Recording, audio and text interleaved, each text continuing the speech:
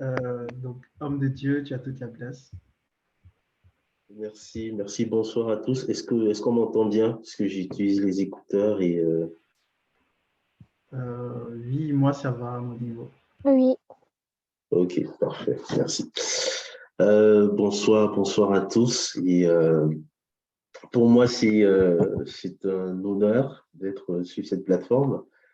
Euh, dans l'explication et dans ce que je partagerai avec vous, je vais témoigner un petit peu mon historique par rapport à DSP et à Christopher. Et vraiment, pour moi, c'est un honneur d'être avec vous ce soir. J'espère que le Seigneur, donc on a posé la question tout à l'heure, si Christopher a posé la question s'il y avait des personnes qui n'étaient pas chrétiennes, mais je pense que ce que je suis amené à partager avec vous, pour moi, c'est plus profondément sur la parole, même s'il y a des mises en place pratiques dans notre quotidien, mais ça s'appuie profondément uniquement sur la parole. Donc, je vais parfois prendre des choses dans les dictionnaires et tout ça, mais véritablement, je m'appuie sur ce que Dieu dit en premier et ensuite ce que le monde donne comme exemple. Donc, moi, je fonctionne toujours dans ce sens-là. En tout cas, merci de m'accueillir. Il est 22h30 ici, donc je pense que pour ceux qui sont du côté de l'Europe, ça fait tard. Pour ceux qui sont du côté de l'Afrique, Côte d'Ivoire et autres, il est 20h30. Donc, gloire à Dieu, vous êtes là, vous n'êtes pas en train de manger. Peut-être certains seront en train de manger derrière leur écran. Mais en tout cas, je tenais à vous dire merci pour l'honneur que vous faites de vous connecter. Euh, souvent, on a tendance à apprécier et à donner l'honneur aux gens qui viennent enseigner, prêcher, former ou autres. Mais s'il n'y a personne dans la salle, s'il n'y a personne connecté, sa prédication, ça ne sert à rien. C'est un peu comme on parlait de Jean-Baptiste dans la Bible, donc je vais enchaîner très vite avec, qui prêchait dans le désert, mais ce qu'il y avait d'extraordinaire, c'est que Dieu l'envoie prêcher dans le désert, mais il envoie les gens le retrouver dans le désert pour l'écouter. Donc, c'est extrêmement important et je tenais à remercier le Seigneur pour vous tous qui êtes présents. Que le Saint-Esprit conduise ce temps, conduise ce moment. Moi, je me laisse guider. J'ai fait plusieurs fois des slides. Christophe m'a demandé de préparer des trucs.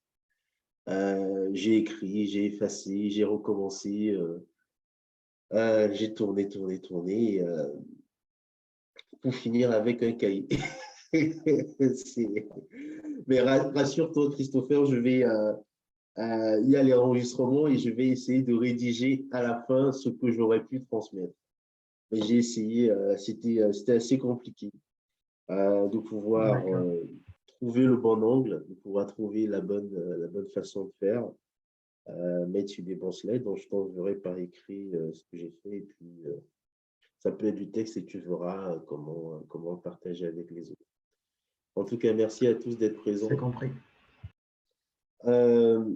La thématique qu'on doit aborder, que le Saint-Esprit nous guide, celle qui a été proposée et demandée, et pas des moindres, c'est connaître sa vision pour mieux se présenter et défendre ses valeurs. Je ne vais pas être sous une forme très collégiale, très enseignant. Ah oui, c'est vrai, je devais me présenter aussi. Mais je ne vais pas être sous cette forme où je suis, comme je fais souvent, je suis debout, je parle, les autres écoutent. On va échanger ensemble pendant une heure et demie peut-être, et pour pouvoir voilà, partager ce que le Saint-Esprit a permis que je puisse vous proposer ce soir. Pour me présenter simplement, qui fera l'objet de notre échange aujourd'hui sur savoir se présenter selon sa vision. Aujourd'hui, je suis enseignant. Vis-à-vis de vous, je me présente comme étant un enseignant. Je suis Boris, un enseignant, un formateur et je dirais un professeur. Voilà, c'est ce que je suis à ce moment-ci. Quand on va dérouler ensemble, vous comprendrez pourquoi je choisis de m'arrêter à ça. Et pourquoi je décide de ne présenter que cette casquette-là, c'est lié à la façon dont Dieu lui-même se présente et on le verra un peu plus tard. Donc, la thématique qu'on va aborder aujourd'hui, c'est connaître sa vision pour mieux se présenter et défendre ses valeurs. Par rapport à ce qui a été écrit, ceux qui ont vu l'image, est-ce que vous avez remarqué un petit jeu de mots par rapport à ce qui est écrit? Est-ce que quelqu'un a remarqué quelque chose dans le texte? Comment le texte a été présenté? Est-ce que quelqu'un a vu quelque chose de bizarre ou qui sautait à ses yeux, qui semblait pas être, qui devrait pas être à sa place dans le texte?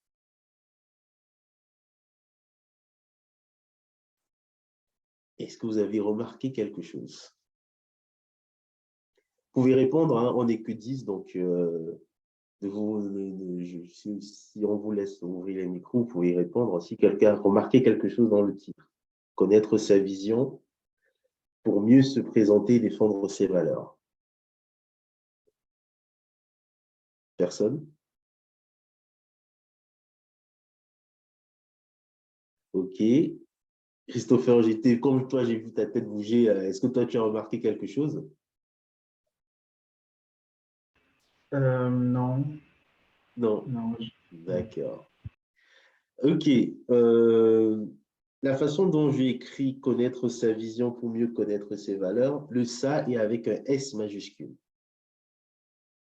Dans une phrase, on ne met pas de majuscule si c'est pour mettre le nom. J'ai écrit ça avec un S majuscule et ses valeurs avec un S majuscule. Pourquoi? Parce que ce n'est pas connaître ma vision, mais c'est connaître sa vision à lui. C'est connaître ça, quand je connais sa vision à lui, je peux mieux moi me présenter et défendre non pas mes valeurs, mais défendre ses valeurs à lui. Et c'est pour ça que j'ai fait cette nuance-là en mettant le S majuscule pour faire comprendre que ce n'était pas la vision de moi, homme, mais c'était la vision de Dieu.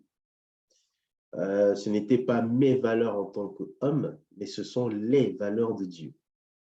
Donc, quand je mets dans le texte connaître sa vision, c'est connaître ce que Dieu a comme regard, ce que Dieu a comme vision.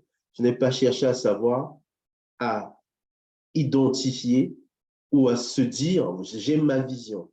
La réalité, quand on prend la définition du mot vision, quand on prend la définition littérale, dans le dictionnaire, il y a deux définitions. Il y en a une qui est la perception du monde extérieur, donc par mes yeux, comment est-ce que je vois l'extérieur, et l'autre littérale qui est l'action de voir et de se représenter quelque chose en esprit. Donc, dans les dictionnaires Larousse et autres, c'est comme ça qu'ils définissent le mot vision.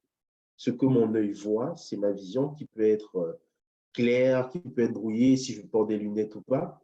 Et dans l'autre sens, le deuxième sens, c'est la représentation que je peux faire en esprit. Mais quand on prend ces deux éléments-là, quand je vais prendre le dictionnaire qui va dire la perception du monde extérieur, ça veut dire que ce n'est pas ce que moi je veux du monde extérieur, mais c'est ce que je constate du monde extérieur. Donc ce n'est pas ma vision, c'est la perception que j'ai de ce qui est à l'extérieur. Si je prends l'autre définition, qui est l'action de voir, de se représenter en esprit, c'est mon imaginaire de ce qui peut se faire en esprit. Maintenant, quand je prends dans la Bible, c'est pour ça que il va être important pour vous d'avoir une Bible à côté parce que je ne vais pas forcément citer les références bibliques. À chaque fois que vous prenez la Bible, quand on parle d'une personne, on dit j'ai eu une vision, ce n'est pas la personne qui a décidé de voir. Ce n'est pas elle qui choisit ce qu'elle va voir, c'est Dieu qui lui montre des choses. C'est l'Esprit, le Saint-Esprit qui lui permet de voir des choses. Quand même certains prophètes auront des visions où ils peuvent échanger avec le Saint-Esprit, échanger avec un ange, on va lui demander qu'est-ce que tu vois? Et il dit oui, je vois un chaudron qui se renverse et tout. L'ange dit ok, tu vois bien. Donc, ça veut dire ceci. En gros, la phrase qu'on a tendance à dire tous, moi j'avais tendance à dire également, mais qu'il faut déjà enlever de notre esprit. Ce n'est pas j'ai ma vision. Personne de nous n'a une vision. Nous recevons une vision de Dieu par rapport à une attente, par rapport à un besoin, Amen. par rapport à ce qu'il veut faire, ce qu'il veut mettre en place. Donc, se lever et dire voici ma vision des choses, c'est déjà faire preuve d'un énorme égo et d'un très gros orgueil, sans s'en rendre compte. On le fait parce qu'on a l'habitude, on le fait parce qu'on a tendance à... On a évolué dans un monde où on dit chacun de nous a sa vision, mais quand on lit la parole, quand on regarde comment Dieu a fait les choses et qu'on prend même le dictionnaire, la vision, elle nous est donnée. Quelqu'un dort, il est radieux en esprit, et le Saint-Esprit lui montre des choses. L'ange l'amène quelque part, il lui présente des choses. Quand il lui dit, j'ai eu une vision, ça veut dire que s'il a eu, ça veut dire que quelqu'un lui a donné. Donc, la chose prioritaire à comprendre, dès la base de notre échange aujourd'hui, c'est quelle est la vision que Dieu me donne, pas quelle est la perception que moi j'ai, pas quel est ce que j'ai comme ambition, ce que j'ai comme analyse du monde pour dire voilà où est-ce que je vais aller, mais véritablement qu'est-ce que Dieu me donne comme vision. Et connaître sa vision, c'est regarder surtout à ce que Dieu voit, ce que Dieu dit, ce que Dieu veut mettre en place. Il y a plusieurs éléments qu'on va retrouver dans la parole quand Daniel va avoir des songes, va avoir des visions, il va écrire des choses. Quand Habakkuk, on va lui dire oui, notre la vision, qu'elle soit compréhensible et tout ça. Dieu va nous donner beaucoup de choses. Dieu va nous expliquer beaucoup de choses. Il va nous donner plein de choses à faire. La chose prioritaire à comprendre, avant de savoir quelle est cette vision-là, c'est de reconnaître déjà qu'elle n'est pas à nous. Elle est à lui. Et si la vision est à lui, ça veut dire que ce qu'il me demande de faire aujourd'hui, puisque c'est lui qui me l'a demandé, demain, ça peut changer. Le principe qu'on a de se dire, ma vision, c'est ça, et c'est ce que je vais faire toute ma vie, ce n'est pas comme ça que Dieu fonctionne, parce que lui, il est souverain. Il fait comme il veut. Il tient le cœur des rois. Il tient tout le monde dans sa main. Il l'incline dans le sens qui lui plaît, quand il veut faire avancer son plan. Lui, son plan n'est pas au niveau du nôtre. Quand il dit ses pensées sont au-dessus de nos pensées, sa sagesse est au-dessus de notre sagesse. C'est ce qu'il dit dans Ésaïe 55, vers la fin du chapitre. Ses pensées sont au-dessus, son intelligence est au-dessus. Ça veut dire qu'aujourd'hui, je peux avoir l'envision que Dieu peut me dire aujourd'hui, Boris, je veux que tu sois un enseignant et je vais tout faire parce que j'ai reçu cette vision-là, parce que les circonstances autour de moi me disent c'est ce que je dois faire. Le Saint-Esprit va me mettre la paix, la conviction que c'est ce que je dois faire. Je vais tout mettre en œuvre pour aller dans ce sens-là. Mais dans le plan global de Dieu pour ma ville, pour mon pays, il peut arriver à un moment donné qu'il y ait une personne quelque part qui ne remplisse pas son rôle. Et Dieu dit, parce que mon plan général pour les êtres humains, quand il a envoyé son Fils, c'est pour le monde. Ce n'est pas pour le projet d'une personne. C'était pour le monde tout entier qu'il a donné son Fils. Quand on dit que la création attend la révélation des Fils, ce n'est pas certaines créatures, ce n'est pas certains projets, ce n'est pas certaines ambitions, c'est la totalité qui attend la révélation. Ça veut dire que l'ensemble de toutes nos visions, de toutes nos pensées, de tous nos projets, concourent à son projet global à lui. C'est pour ça qu'il parle non pas il dit on a des projets qu'on va lui confier, qu'il va nous mettre. Il a des projets pour nous. Il a des bonnes œuvres qu'il veut qu'on pratique pour son dessein, parce qu'il a un dessein, c'est sauver l'humanité. S'il veut son dessein à lui, c'est sauver l'humanité. C'est dans ce grand dessein-là. je comprends que la vision que j'ai reçue, ça vient de lui.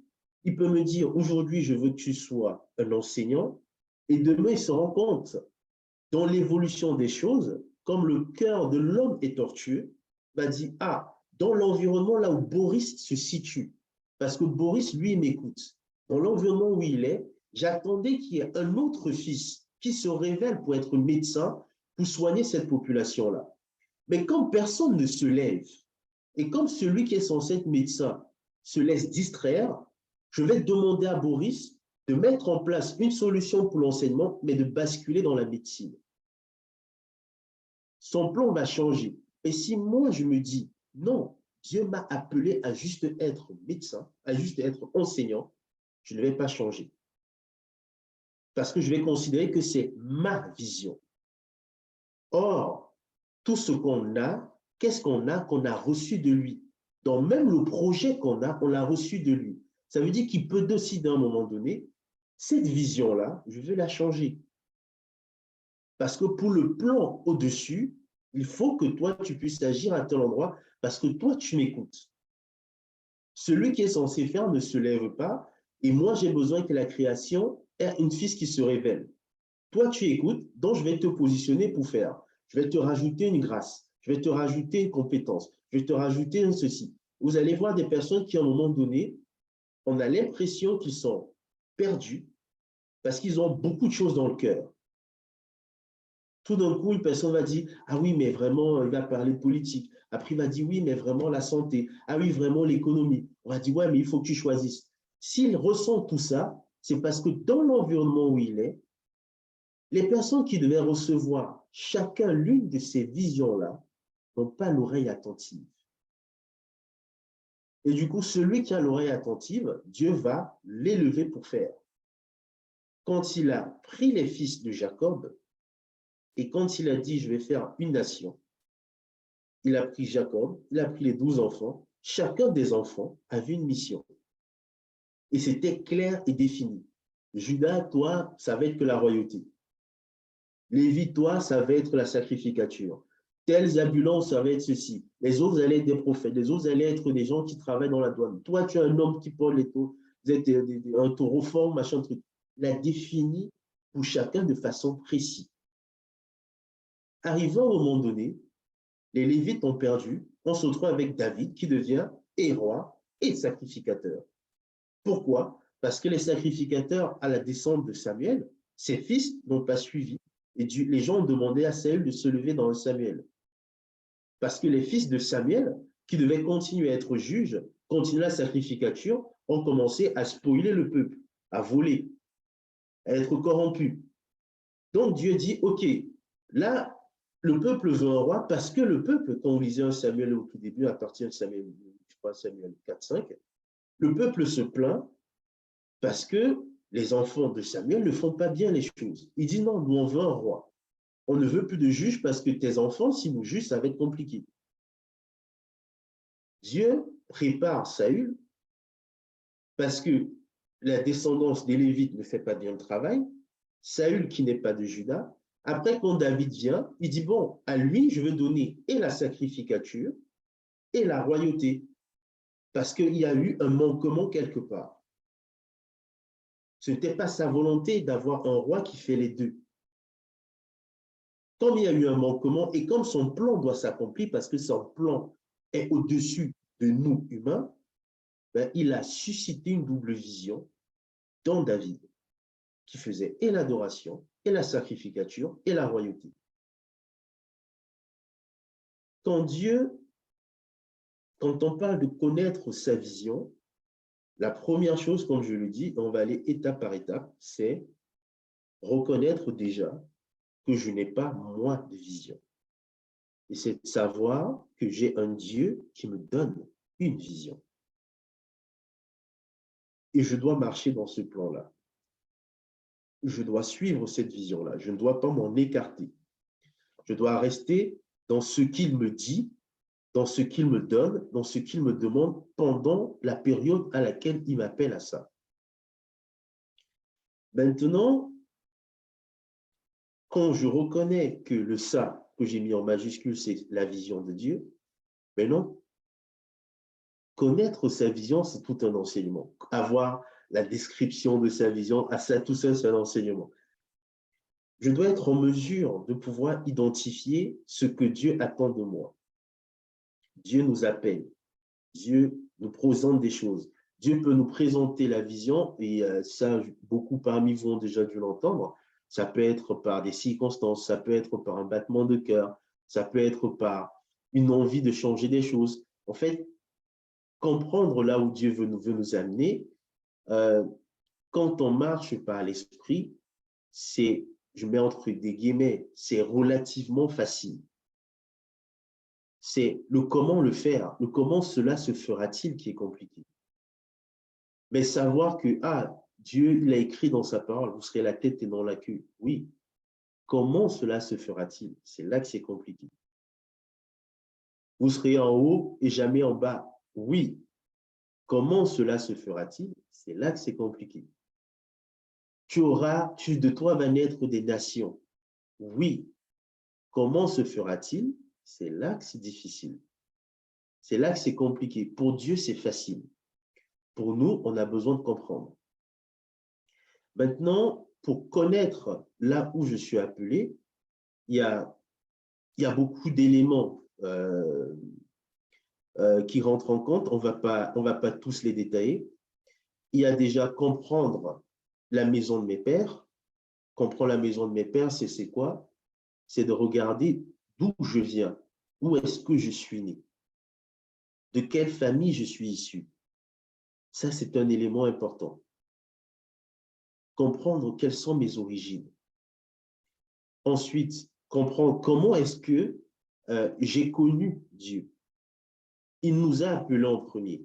Mais à chacun dans son appel, parce que le véritable appel, c'est quand Christ nous appelle à lui, à chacun dans son appel, il reconnaît, il entend la voix de Dieu et il le suit. Comment est-ce que Dieu m'a appelé à lui? Quel est le cheminement que j'ai fait pour avoir ma rencontre personnelle avec Dieu, pour avoir ma conversion? Quels sont les éléments que j'ai pris dans ma vie comme étant « Ah, c'est la chance. Oh, c'est les circonstances. Oh non, mais ça, c'est juste, voilà, c'est des aléas. C'est arrivé comme ça, là, je ne peux pas expliquer. » Dieu fait toutes choses pour un but. Même le malin pour le jour du malheur.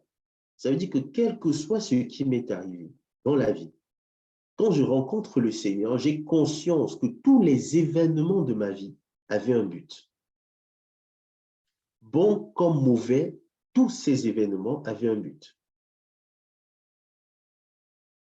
Quand vous vous asseyez pour faire cette introspection-là, ça vous permet de savoir ce que Dieu attend de vous.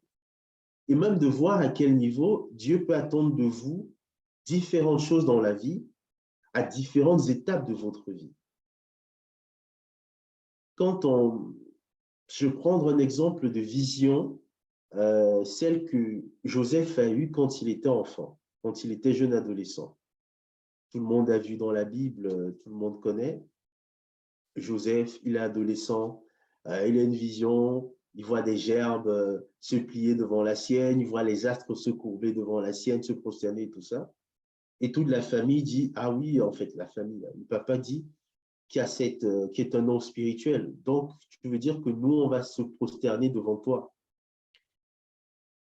Il y a un élément, cette histoire, tout le monde connaît, on connaît l'histoire de Joseph, ce qu'il est devenu après et tout ça. Mais il y a un élément extrêmement important devant lequel beaucoup de personnes passent quand ils regardent ce qui est écrit dans cette parole-là, dans cette histoire. Quand on présente les astres des parents, il n'y en a que deux. Il n'y a que deux astres pour les parents avec ceux de ses frères et sœurs.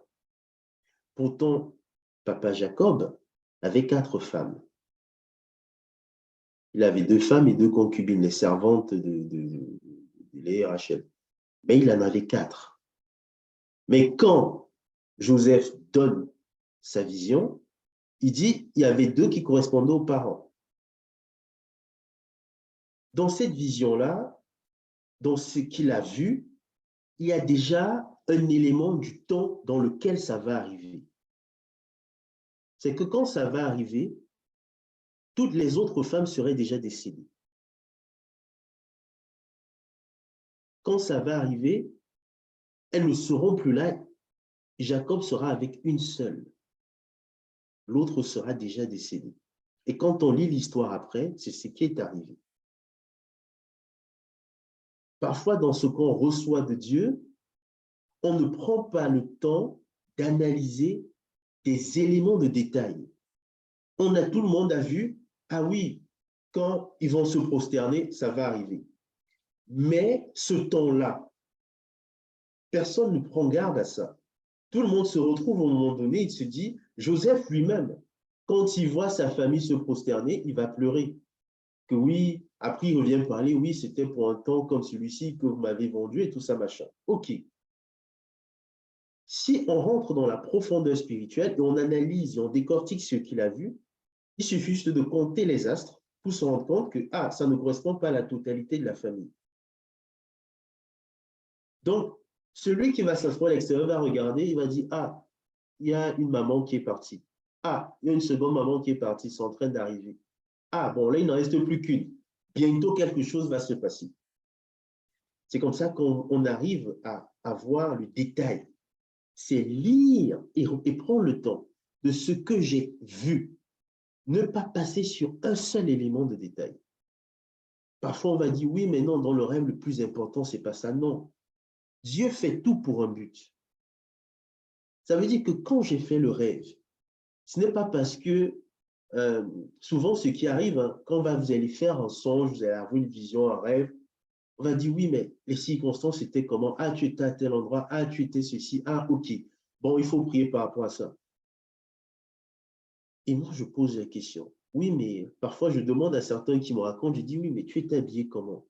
Ouais, mais ça, c'est pas important. Je dis, donc, tu crois que Dieu ne t'a pas mis nu dans le rêve qu'il t'a présenté là, par hasard?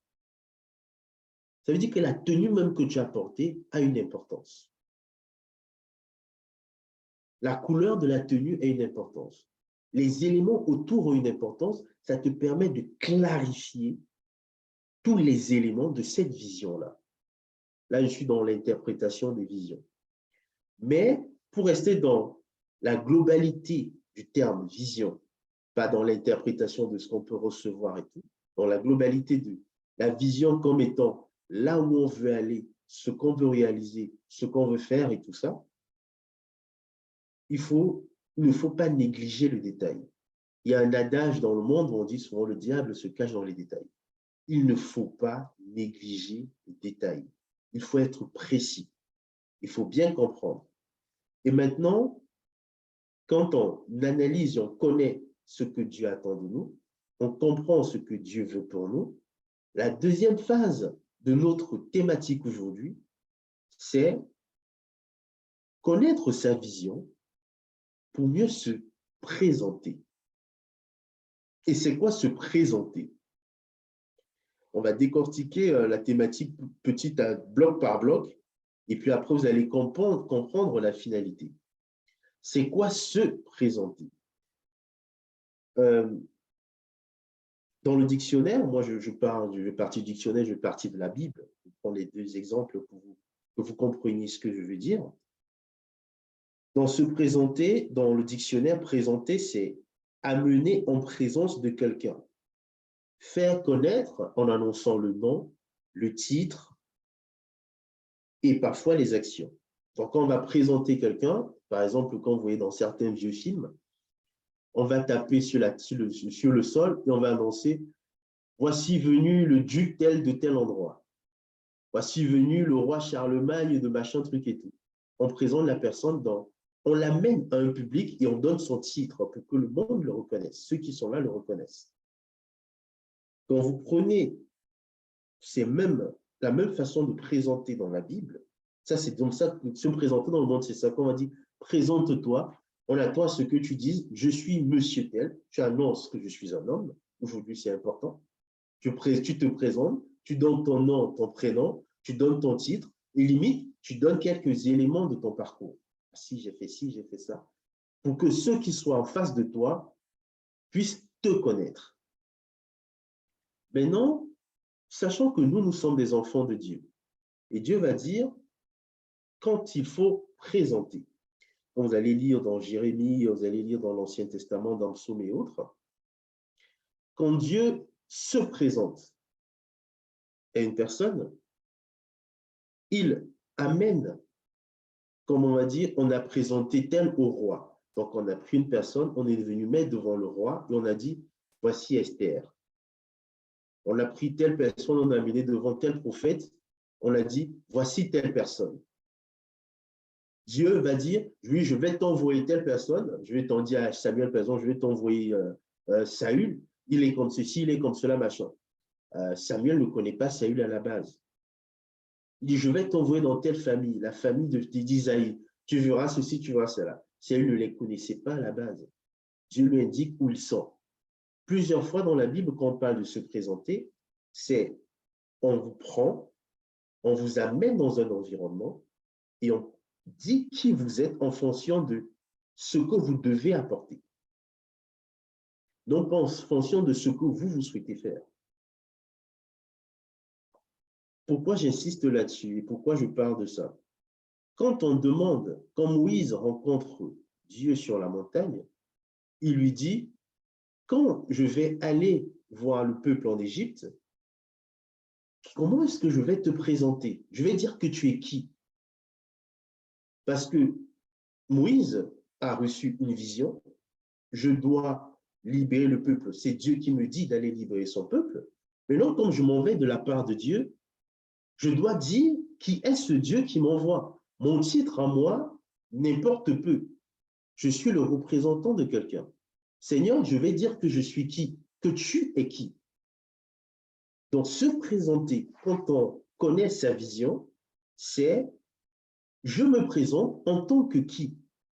Qui m'envoie et quel est le titre que la personne me donne quand il m'envoie me présenter? À ce moment-là, quand Moïse, on lui demande c'est qui, Dieu lui dit, va leur dire que je suis celui qui est. Il va dire, tu leur dis juste je suis. Le reste, ça va venir en fonction d'eux. Donc Dieu, quand il se présente, il dit je suis. Et comme il est omniscient, omnipotent, omni tout ce qu'on sait, sa casquette, son positionnement varie d'un point à un autre. Quand il va voir le peuple israélite, les Israéliens en Égypte, il leur dit, je viens de la part du Dieu libérateur, celui qui va vous libérer. Ah, d'accord, mais pourquoi c'est toi qu'on envoie, machin truc et tout? La question ne se posait plus parce qu'ils avaient posé la question avant. Il revient 40 ans plus tard. Les gens sont déjà d'accord qu'ils ont besoin d'être libérés. Il dit, je suis Moïse, mais je viens du Dieu qui libère. Quand il va voir Pharaon, il ne va pas dire, il présente Dieu, il se présente non pas comme le Dieu qui libère, mais le Dieu des dieux. Il est le Dieu qui est au-dessus des dieux. Première chose, jetez vos serpents, jetez vos bâtons, je jette le mien, j'avale vos serpents pour montrer que je suis celui qui vient du Dieu des dieux, qui est au-dessus des dieux. Quand il envoie une plaie, les gens tombent malades, je suis le Dieu qui guérit. Je suis le Dieu qui nourrit. Quand les souterrains viennent faire ceci, je suis le Dieu qui donne à boire. Je suis le Dieu qui fait ceci. Donc, quand on connaît sa vision, la vision que Dieu a pour nous, celle qu'il veut qu'on apporte, quand on se présente, on choisit et on doit avoir la casquette qu'il veut qu'on ait, pas celle qu'on veut avoir. C'est-à-dire que quand il prend, je prends le cas de Gédéon. Gédéon, par exemple, quand Dieu le rencontre, il dit, bon, ouais, tu sais, je suis ce qui est une vérité. Je suis le plus petit de la plus petite famille, machin. Dieu dit, non, pour moi, tu es un vaillant héros. En tant que vaillant héros, moi, je te vois comme celui qui est un véritable général. Mais maintenant, va d'abord faire telle chose, va d'abord dans la maison de tes pères, tu enlèves les autels, tu fais ceci, tu fais cela. Dieu lui dit ce qu'il souhaite pour le peuple. Il souhaite passer par Gédéon pour sauver le peuple. Mais pour que Gédéon puisse se présenter comme un général, Gédéon doit faire toutes les étapes militaires. Tu n'es pas général si tu n'as pas choisi ton armée, si tu n'es pas à la tête d'une armée que tu peux commander, si tu n'es pas établi spirituellement, si tu n'es pas reconnu par ceux qui vont te suivre, tu ne peux pas être un bon général. Donc, quand Gédéon se déplace, il commence par « Dieu m'a parlé », tout le monde voit le prophète. Il amène plein de gens pour dire « Bon, on va aller pour défendre ». Dieu lui dit « Non, réduis la population, réduis le nombre de soldats. Tu en prends que 300, parce qu'il faut qu'on voit ma gloire. » Au fur et à mesure des étapes, Gédéon se retrouve à passer de le prophète, parce que nous tous, quand on reçoit une vision, on est comme des prophètes, à devenir le véritable héros, le général, qui, quand il rentre de la bataille, qui n'a pas eu, parce qu'ils sont arrivés, ils ont cassé les trucs, les gars ont fui, il n'a même pas combattu, on le porte en triomphe, vaillant héros. Mais il a suivi des étapes. Donc, il peut maintenant se présenter comme étant « Je suis Gédéon, le vaillant héros ». Le vaillant héros, ce n'est pas lui qui a décidé de s'appeler vaillant héros. Il donne le nom que Dieu lui a donné. Il y a d'autres éléments dans la Bible, si vous prenez la façon dont Dieu va appeler les personnes, va les présenter. Quand Dieu va présenter, par exemple, Abraham, quand il parle d'Abraham, il dit à Abraham, tu es le père d'une nation, d'une multitude. Ça, c'est le nom que Dieu a donné à Abraham. Ce sont les hommes qui ont dit que Abraham est le père de la foi. Dieu ne l'a jamais dit. C'est dans le Nouveau Testament qu'on l'appelle le père de la foi. Parce que nous, humains, on a observé son comportement, on a dit, c'est le père de la foi, c'est le premier, c'est ceci, c'est cela. Dans le secret, Dieu lui avait donné un autre nom pour se présenter, le père d'une nation, d'une multitude. Abraham, par moment, n'avait pas la foi, par moment, il avait peur, par moment, il flanchait, mais après, il était toujours confiant dans ce que Dieu lui a dit. Si Abraham n'avait pas une foi, avait une foi inébranlable, il n'y aurait pas eu Ismaël. Et il se serait arrêté à Isaac. Il n'y aurait pas eu les 6 autres avec Kétora. Parce que Dieu lui avait donné une alliance. Tu auras un fils. Si vous lisez bien, Dieu lui a dit tu auras un fils.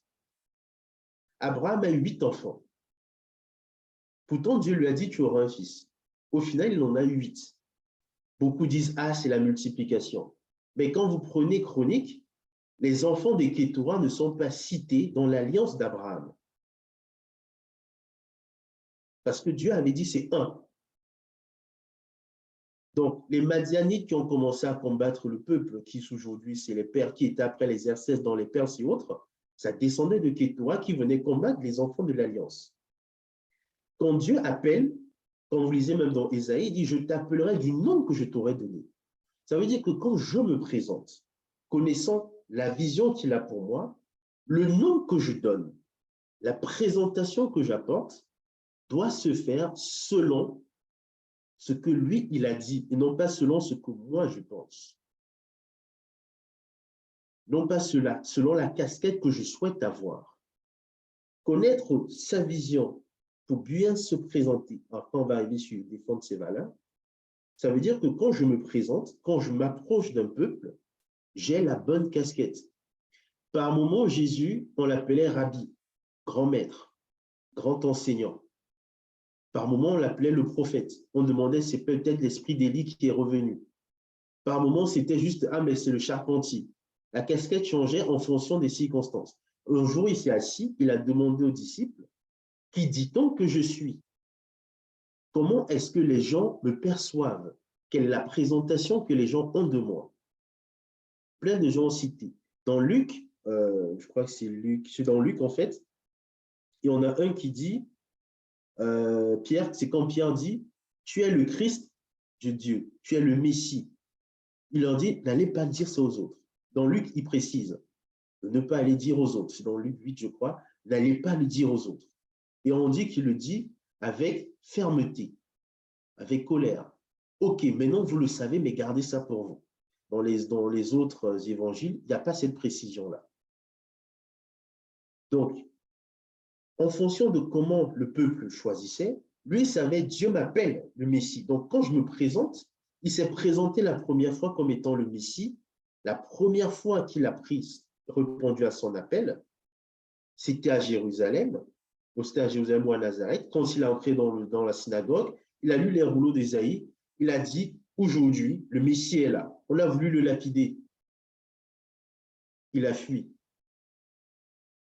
Et après, quand il se retrouve avec les disciples, les apôtres plus précisément, quand il leur dit de ne pas le dire dans Luc, il dit parce que le temps n'est pas encore arrivé. Ça veut dire quoi? Le temps que je me présente tel que je suis n'est pas encore arrivé. Ça veut dire quoi? Ça veut dire que le temps que tu te présentes tel que tu es censé être va dépendre de Dieu et non pas de ce que tu vois comme circonstance. Quand tu vas devoir te présenter, même ta présentation doit être alignée avec le timing de la vision.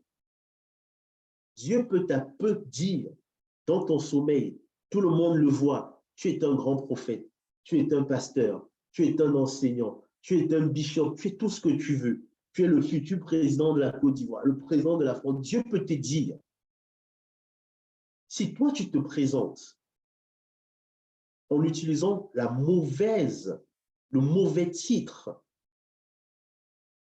et le mauvais titre, ce n'est pas que le titre n'est pas bon, c'est que le titre n'est pas adéquat au timing, on peut te lapider parce que le temps n'est pas arrivé. Il faut choisir le bon timing pour se présenter. Même si tu sais, comme David, il sait que Dieu l'appelle roi, Dieu l'a oint, il était adolescent. Samuel est venu chez son père le oindre. Quand il a fini de recevoir l'onction, on l'a renvoyé paître les brebis. Après, on l'a rappelé d'aller donner la nourriture à ses frères. Après, il a fait tout ce qu'il voulait, machin. Il avait tout ce qui était possible. Il a fait presque 13 ans, jusqu'à ce qu'il approche la trentaine. Il est là, tout le monde dit, oui, prends le commandement, c'est toi le roi. Il a dit, non, même si j'ai reçu l'onction royale, je ne suis pas encore roi. Tant que les autres là, les autres qui étaient encore avec les derniers généraux qui étaient avec lui, ne me rejoignent pas, je ne peux pas être roi. Après ça, ça rentre dans un enseignement sur le niveau de la politique et autres. Tant qu'eux, ils ne viennent pas, je ne suis pas encore roi. Ça veut dire quoi? Que même si j'ai reçu la vision, je la connais, je sais où je vais, je sais ce que Dieu attend de moi, ce n'est pas à moi de décider quand est-ce que je vais me présenter comme étant le porteur de cette vision-là. Je dois suivre le timing que Dieu donne. Dieu peut dire à un moment, c'est le temps, vas-y, présente. Présente-toi comme étant l'enseignant, présente-toi comme étant ceci. Et je vais revenir à pourquoi je me suis présenté tout à l'heure comme étant enseignant. Comme Christopher l'a dit, j'ai plein de casquettes. Je fais beaucoup de choses. Je ne suis pas venu me présenter là, Boris, le chef d'entreprise. Ce n'est pas le propos. Boris, le conseiller politique. Ce n'est pas le propos. Je suis dans ce temps celui qui est censé vous apporter ce que Dieu a mis en moi. Donc, je suis l'enseignant. À un autre moment, je serai un conseiller. À un autre moment, je serai ceci. Quand tu comprends la puissance de ta présentation dans le temps pour porter la vision, ça te permet d'être pleinement ancré dans ce que tu vas faire. Si tu viens, tu te présentes, je suis prof, après je fais aussi, je suis chef d'entreprise, bon, je suis également conseiller politique pour 2-3 personnes, bon, je fais également du parrainage, bon, la personne en face, de 1, elle est perdue, 2, toi-même, tu ne choisis pas sur quelle robe tu t'appuies pour répondre. Parce que quand Dieu te donne la vision, quand il t'envoie pour un peuple, face aux gens que tu as en face de toi, tu es censé porter un message, et pour porter ce message-là, tout commence par la parole. Au commencement était sa parole.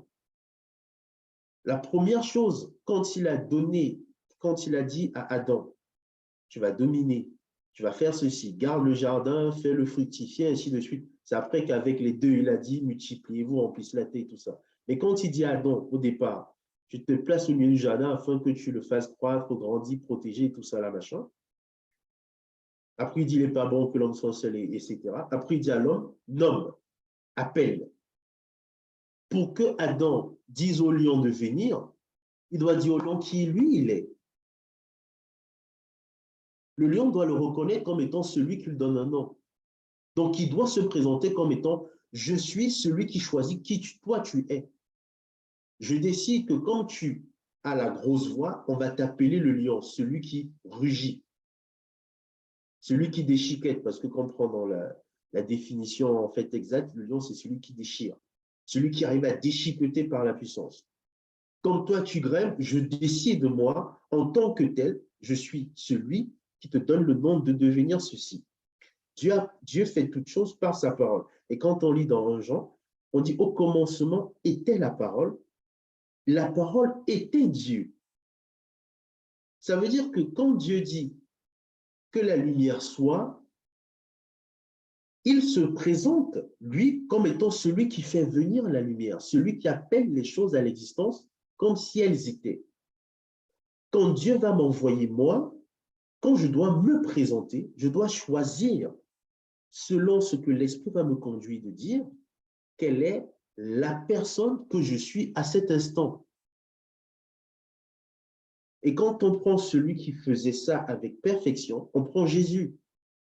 Quand on l'appelait Rabbi, il ne disait pas non, je suis le Messie.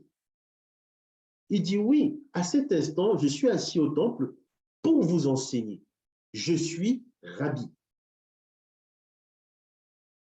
Quand il doit parler à la femme samaritaine, elle reconnaît en lui la parole de connaissance, la parole de sagesse, elle le prend pour un prophète. Il dit oui, à cet instant-ci, je suis le prophète qui te parle.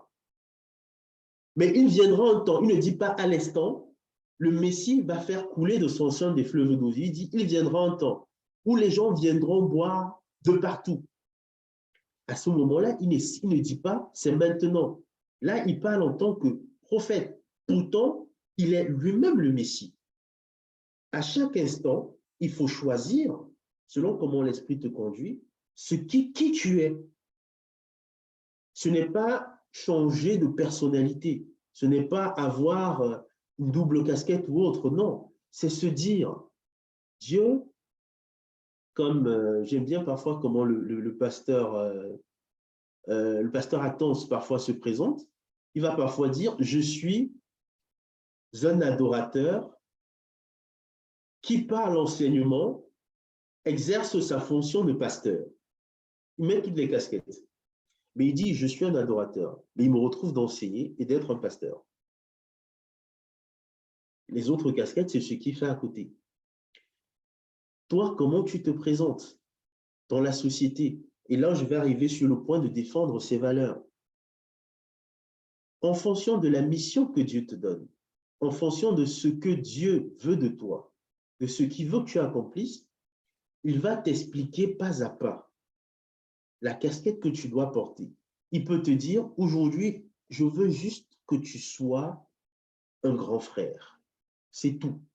Pas un pasteur, pas un prophète, pas un conseiller, pas un ceci, pas un cela. Quand tu vas voir tel frère ou telle sœur, dis que la personne va dire, ah oui, mais vraiment, tu as dit non, aujourd'hui, je suis ton grand frère. Et tu joues le rôle plein de grand frère. Tu t'amuses, tu conseilles, tu rigoles, tu n'es pas là pour donner des ordres et tu es pleinement dans ton rôle de grand frère. Ça ne change en rien ton appel de pasteur. Ça ne change en rien ton appel de prophète. Ça ne change en rien ton appel de X ou Y. Quand il va te mettre face à un groupe de personnes, il va te dire, bon, là, il faut que tu les exhortes.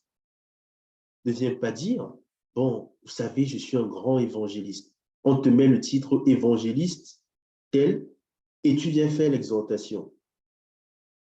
Ça ne marche pas.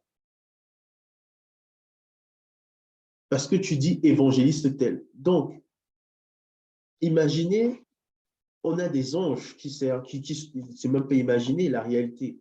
On a des anges à notre service dans le monde spirituel. Toi, tu arrives dans un environnement. Dieu dit, ici, je veux que tu sois le médecin. Celui que quand ta main va passer là, les gens vont être guéris. Je suis Jéhovah, c'est je crois Jéhovah Rapha, le Dieu qui guérit. Je suis Jéhovah Rapha au travers de toi aujourd'hui. Toi, tu arrives. Comme hier, tu as prophétisé quelque part, c'est encore chaud dans ton corps. Tu arrives et tu dis, bon, là, on va faire les guérisons prophétiques. Maintenant, tu as l'ange qui doit donner la guérison. Tu as l'ange qui doit apporter les prophéties. Quand tu dis, on va faire les guérisons prophétiques, les deux anges se regardent, ils demandent au Saint-Esprit, chef, ici, là, on fait comment? Le gars est en bas, il se secoue. Il dit, ben, il attend des ordres, mais bon, il a dit guérison prophétique. Nous, là, on ne comprend pas où il veut aller, en fait. On fait comment? Le Saint-Esprit, dans son immense sagesse, va dire, bon, quand il sera fatigué de crier là, et qu'il va dire, j'appelle la guérison, toi, tu descends. Quand il va dire, là, on va prophétiser, toi, tu descends. Mais tant qu'il parle de son histoire de mélange là, restez là, vous attendez. Et c'est comme ça qu'on crée des trucs avec des mélanges. Et après, dans le fond, on ne voit pas de résultat. Alors qu'on a un Dieu d'ordre. On a un Dieu qui marche dans l'ordre. On a un Saint-Esprit qui fait les choses de façon ordonnée. Il fait tout pour un but. Il organise les choses. Quand Jésus doit prendre une casquette, il prend cette casquette à fond. Donc, quand je connais la vision, quand je sais comment me présenter, donc quand j'identifie qu'à cet instant, le Saint-Esprit veut que là, à cette heure-ci, à 23h30, ici en France, Boris, tu es enseignant. Je dis, OK, je suis enseignant. Je ne vais pas vous parler de conseiller politique. Je ne vais pas vous parler d'économie. Je ne vais pas vous parler des finances. Dieu m'a dit, enseigne-le sur se connaître, connaître sa vision, se présenter pour défendre mes valeurs. Maintenant, il faut connaître les valeurs. À chaque mission, à chaque vision, il y a des valeurs qui vont avec. On ne transpose pas les mêmes valeurs partout. Le Saint-Esprit a des fruits, a un fruit avec plusieurs tranches. On va parler de l'amour, on va parler de la tempérance, la patience et tout ça. Mais quand on va parler de valeurs, la réalité est la suivante. Si Dieu te dit, bon, là, Boris, je veux que tu sois un défenseur, que tu défends mon peuple, que tu tiennes debout, tu te tiennes à la brèche et tu défends mon peuple. Dans les valeurs, en tant que défenseur, là, je ne dois pas avoir la patience. Je ne vais pas dire, bon, j'attends que les attaques baissent pour répondre. Non. L'amour que je manifeste, c'est pour le peuple, ce n'est pas pour l'assaillant. À ce moment-là, j'envoie le feu sur tous les mauvais prophètes, les prophètes de Baal. Je ne suis pas dans l'amour pour eux. Quand Élie se lève et il dit, si vous ne vous répondez pas, j'envoie le feu. Il ne déteste pas ces personnes. Mais à cet instant-là, l'amour ne fait pas partie, l'amour pour ce prochain-là ne fait pas partie de ses valeurs parce qu'il doit défendre Dieu. Donc, il envoie le feu sur tout le monde. Quand Dieu va m'appeler, il va me dire, bon, Boris, là, tu te présentes. Je veux que tu sois le conciliateur entre ces deux peuples. La patience font partie des valeurs que je dois défendre. L'amour large font partie des valeurs que je dois défendre. Je dois essayer de ramener tout le monde parce que là, je suis le médiateur pour une guerre. Je me tire sur personne. J'essaie de réconcilier tout le monde parce qu'à cet instant-là, je me présente comme étant celui qui concilie. À chaque fois qu'on va se retrouver dans des situations, il faut déterminer avec, et je précise bien avec le Saint-Esprit, quelle est ma casquette de présentation et quelles sont les valeurs qui vont avec. Quand vous allez faire une prière de supplication, il faut supplier, pleurer. Vous êtes dans les larmes, vous déchirez le vêtement, vous mettez la sonde sur vous comme les David faisaient tout ça là. Vous pleurez. Si vous êtes dans la prière de combat, vous êtes debout, vous renvoyez toutes les flèches enflammées vers les envoyeurs. Vous n'êtes pas là pour supplier quelqu'un. Vous n'êtes pas là pour dire, Seigneur, pardonne. Non. Là, on dit, Dieu dit, je veux un intercesseur. Lève-toi, tu combats. Là, je suis le Dieu des armées qui t'envoie. Donc, je viens en tant que combattant. Donc, moi-même, j'ai l'arme pour tirer.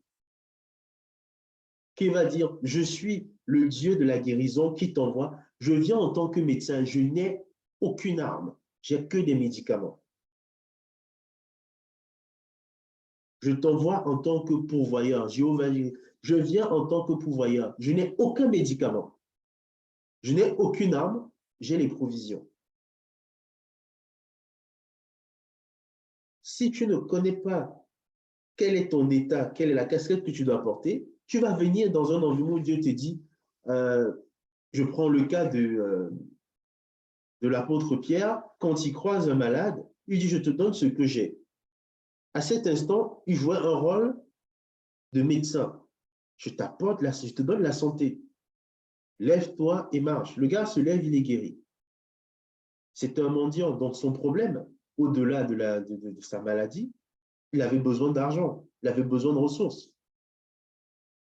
Pierre n'était pas pauvre. Quand on lit les actes, les gars avaient de l'argent. Mais là, il n'était pas là pour ça. Il était là pour venir guérir la personne. Dieu va vous prendre un moment, il va vous donner la casquette du pourvoyeur. Vous allez arriver dans un environnement. Vous allez voir des gens malades. Parce que vous avez l'émotion, vous allez vous dire, bon, il faut que je prie pour la guérison. Dieu te dit, mais attends, je t'ai envoyé pour pouvoir. Il y a quelqu'un d'autre qui doit venir pour guérir. Ce n'est pas toi. Quand tu connais la vision qu'il a pour toi dans le temps, quand tu connais la casquette que tu as pour te présenter, tu sais comment tu défends ce que tu as à défendre. Tu vas venir et tu vas voir des personnes. Parfois, moi, je dis à certains, je dis non. Là, une fois, j'ai discuté avec, je me baladais avec un frère dans Paris et on est tombé sur un SDF. Le SDF était couché par terre et le frère, il était ému de compassion. Il dit, ah non, il faut aller l'aider et tout. Je le regarde, je dis, OK. Mais il dit, ouais, mais attends, comment ça ne te dérange pas? Moi, je te croyais que machin. Je dis, non. Là, ce qui, moi, me dérange là, à cet instant, dans mon cœur et ce que je ressens dans l'esprit, ce n'est pas d'aider ce monsieur-là. C'est de comprendre quel est le système qui a fait en sorte qu'il y ait une personne qui se retrouve sans avoir un toit sur sa tête dans son pays de naissance. Il y a quelque chose d'anormal. Et lui a dit, oui, ben bon, ça, c'est les grosses réflexions. Vraiment, on est des chrétiens, quand on doit l'aider. Il allait aider, c'est la population. On était en plein Paris, boulevard Haussmann. Quand il allait toucher le SDF, les autres sont sortis. Oh, mais pourquoi tu le déranges? On n'était pas à le battre. Il dit, mais attendez, il est là et tout. Les autres se sont énervés. On dit, ouais, mais laisse-lui, il est en train de dormir. Les gars étaient énervés pour le frapper. Après, j'ai dit au frère, bon, maintenant, est-ce que tu as compris la leçon? Il dit, mais moi, je voulais aider. J'ai dit, non, tu voulais aider, c'est bien. Mais est-ce que le Saint-Esprit t'a dit d'aller le faire? Là, tu allais te prendre des coups parce que tu crois que tu dois aider. Est-ce que le Saint-Esprit t'a dit, à cet instant-là, je veux que toi, j'ai failli donner son prénom, toi, frère machin, sois le pourvoyeur de ce SDF? Est-ce que c'est ta mission? Est-ce que c'est la vision que Dieu t'a donnée? Après, il dit, ah ouais, mais je n'avais jamais vu les choses comme ça et tout. J'ai dit non. Et en plus, ce jour-là, je devais aller, on était en train d'aller en rendez-vous. Je devais prendre le temps avec lui parce qu'il a traversé des challenges pour lui expliquer des choses. Et j'ai dit, ah ben ça tombe bien, c'est le message que je voulais te transmettre. Il faut que tu discernes. Ton émotion n'est pas un indicateur du Saint-Esprit. Dans les fruits de l'esprit, il n'y a pas d'émotion dedans. L'émotion, c'est un guide de notre âme. Ça peut être un indicateur si notre âme est soumise au Saint-Esprit. Mais quand je reçois, j'ai une émotion, je dois demander au Saint-Esprit, ah vraiment là, je suis triste pour cette personne. Saint-Esprit, qu'est-ce que Dieu me permet de faire pour cet homme? Et là, le Saint-Esprit va te dire, bon, Dieu veut que tu sois un pourvoyeur. Dieu veut que tu te présentes à lui comme un médecin.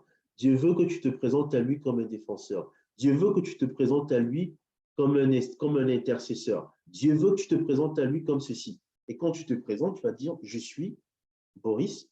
En fait, je suis là pour vous aider à ceci, cela. Et tu as la bonne présentation qui va bien. Techniquement, on a tendance, quand on veut se présenter, à lister son CV. À dire, bon, voilà, je suis tel, j'ai été formé à tel endroit, j'ai fait ceci, j'ai fait cela. Et moi, par expérience, à un moment donné, je me suis retrouvé dans des environnements où on dit, oui, on se présente. Moi, en fonction de l'environnement, je donne la casquette qui va. Les personnes disent, ouais, mais bon, il fait plein d'autres choses et tout. Et quand je commence, la personne insiste, et quand je commence à insister, on dit, ouais, mais comment en fait on ne comprend pas trop? Je dis, bah oui, c'est pour ça que dès le départ, je vous ai donné une seule chose. S'il fallait que j'aille lire mon CV, ça va prendre trop de temps pour rien. Toutes ces casquettes-là, tout ce que j'apprends, tous les diplômes que je passe, c'est pour répondre aux besoins de Dieu à chaque moment où il aura besoin de moi.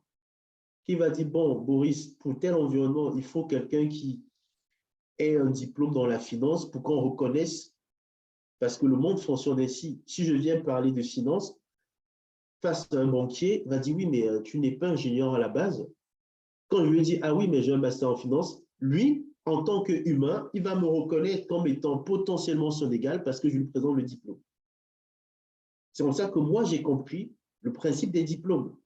Ce n'est pas pour valider ce que Dieu me donne comme compétence, mais c'est pour permettre aux humains en face d'accepter parce que l'humain voit, regarde avec ses yeux. Il ne regarde pas dans le cœur, il ne regarde pas dans l'esprit. Quand il va regarder avec ses yeux, il va voir un truc.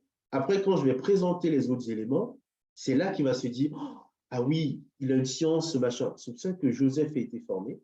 Pourtant, il avait l'onction. Daniel a été formé. Pourtant, il était déjà intelligent. Doué de sagesse et d'intelligence. Quand vous regardez comment on a choisi les Daniel, on a dit, allez chercher des jeunes gens, déjà de 1. Bon, la discrimination, il faut qu'ils soient beaux gosses, grands, ceci, cela, de famille noble, ainsi de suite. Doué d'intelligence, de sagesse, à qui on va instruire? Donc, quand Daniel se présente auprès des autres mages, les rois et tout ça, on sait que, ah, il a fait l'école. Donc, il va se présenter en tant que scientifique, en tant que prophète pour interpréter les songes, en tant que parfois même magicien, pourtant il ne fait qu'exercer la puissance de Dieu, mais la casquette va changer en fonction des besoins. Mais tout ça, il a reçu. Quand vous regardez Bétzalel avec Moïse, Dieu dit, j'ai mis Bétzalel, j'ai mis sur moi, sur lui, sur mon esprit, il est doué pour faire toutes sortes de choses. Mais il va faire que les éléments pour le temple. C'est tout. Bétzalel, fils d'Uri, fils de Hur. Je lui ai donné tout. Mais bon, tu vas le prendre uniquement pour qu'il se présente à toi comme étant un bon artisan, sculpteur, couturier, un bon chef de projet. C'est tout. Dans le temps, on voit que Bethléem, par exemple, était construit par Bétzalel. Mais ça, c'était une autre casquette en tant que bâtisseur de ville. Mais à ce moment-là, c'était juste la casquette. C'est un artisan pour faire l'arche, pour faire les tenues des Lévites, pour faire ceci, pour faire cela. C'était la casquette. Donc, la chose à comprendre et à retenir, c'est je dois reconnaître de un que la vision vient de Dieu, ce n'est pas la mienne. Quand je connais ce que Dieu attend de moi, je peux mieux me présenter à l'écoute du Saint-Esprit, de un, en prenant en compte le temps et en discernant les circonstances. Et ensuite, je dois reconnaître quelles sont les valeurs par rapport à la casquette que je porte.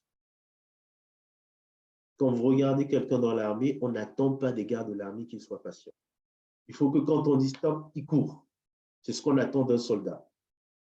Ce qu'on va attendre d'un intercesseur, c'est l'endurance. Ce qu'on va attendre d'un pourvoyeur, c'est le don de libéralité. On ne demande pas aux gars de l'armée de partager. Non. Cours, tu vas combattre, tu tapes ce qui ne va pas. L'intercession, on va dire, va te mettre, tu mets les genoux à terre, tu pries comme prophétesse Anne, tu pries non-stop, tu ne t'arrêtes pas. On veut de l'endurance dans la prière. En fonction de la casquette, il y a des valeurs, il y a des éléments qu'on doit savoir défendre, qu'on doit savoir sur lesquels se positionner. Et c'est extrêmement important. Et pour arriver à la conclusion, il y a une chose qui m'a interpellé quand j'écrivais dans mon carnet par rapport à ce que je devais partager. Quand on reconnaît la vision, quand on voit ce que Dieu voit, la vision devient pour nous la vie à Sion, là où Dieu réside. Là où l'Éternel réside, on est dans le repos. Quel que soit ce qu'on fait, on est dans le repos. Connaître sa vision pour mieux se présenter, pour défendre ses valeurs, c'est vivre la vie à Sion, être dans le repos éternel. Donc, c'est ce que je voulais partager avec vous. J'espère que c'était assez clair. J'ai essayé d'être le plus court possible. J'ai fait 1h10. Gloire à Dieu, j'ai tenu. Je n'ai pas trop débordé. En tout cas, merci pour votre écoute.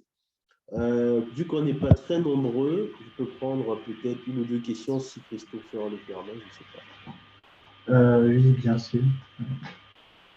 Pour tous ceux qui ont des questions. Oui.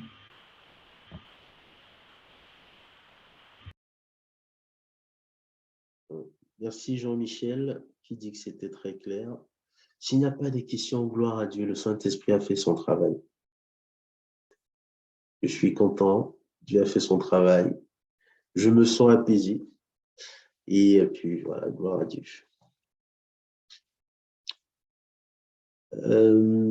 Pour la suite, j'aimerais prendre un temps de coup pour prier pour tout le monde.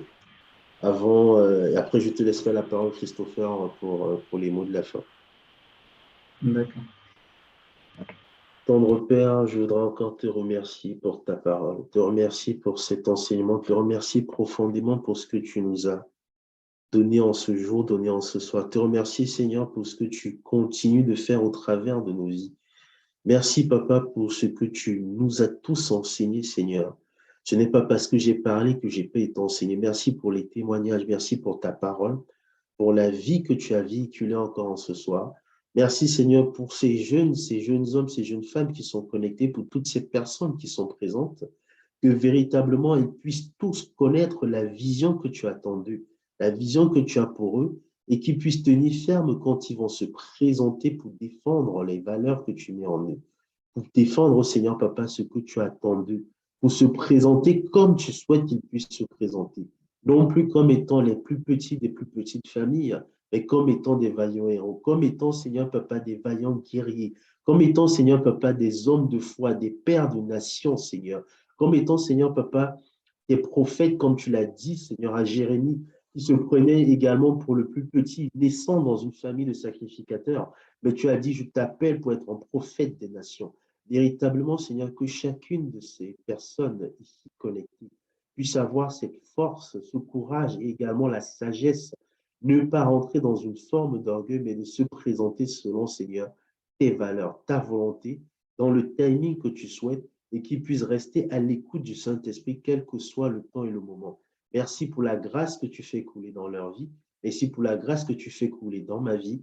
Je te bénis, Seigneur, pour cette plateforme que tu vas continuer d'utiliser puissamment pour faire grandir chacun de nous. Sois glorifié, Seigneur, dans le nom puissant de Jésus-Christ, nous t'avons prié.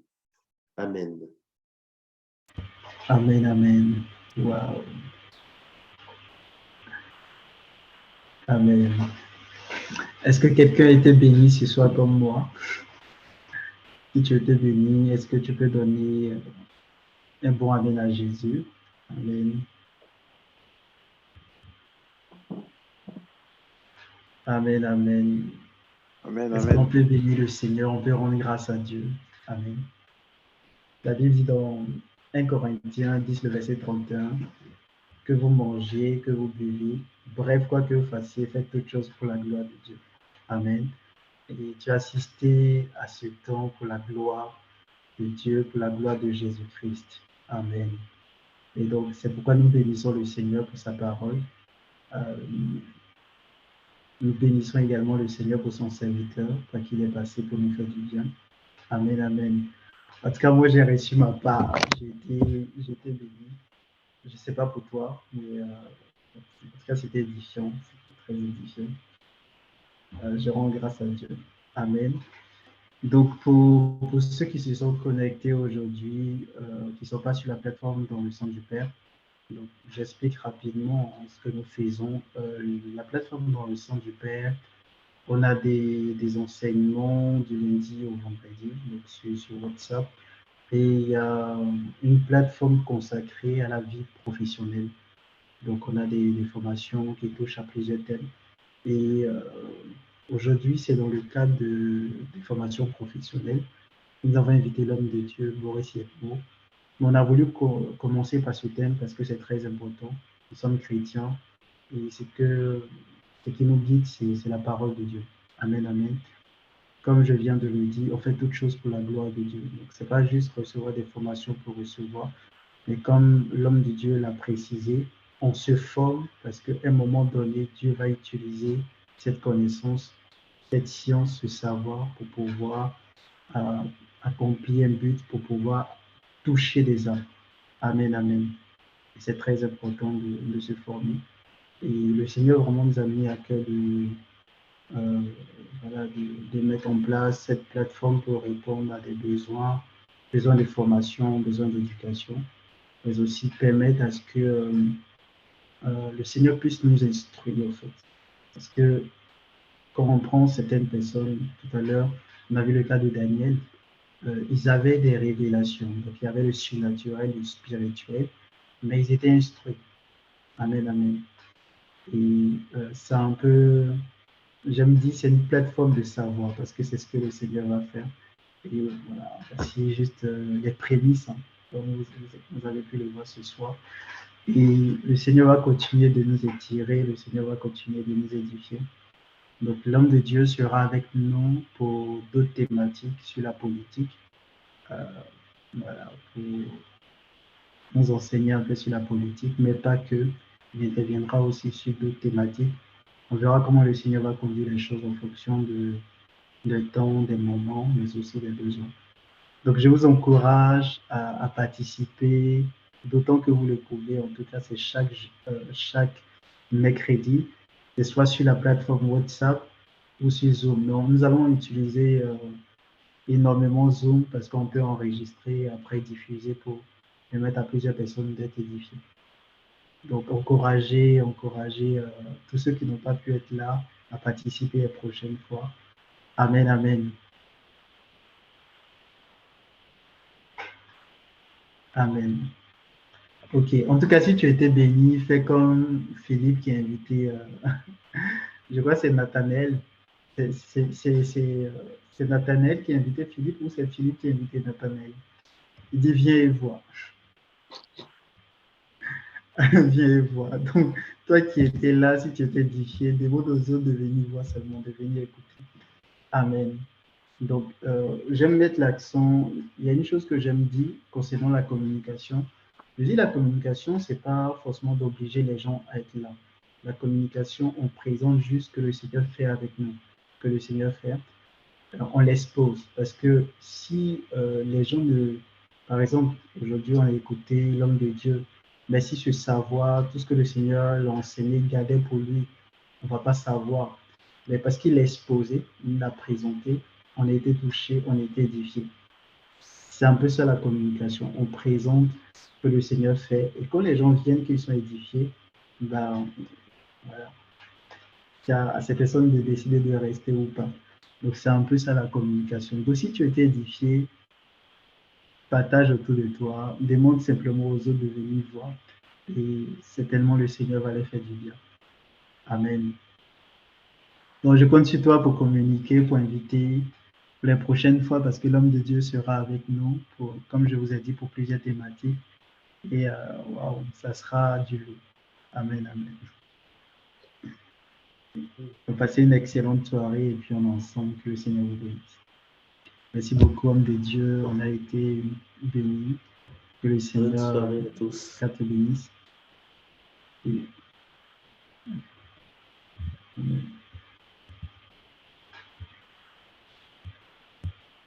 Bonne soirée. Bonne soirée.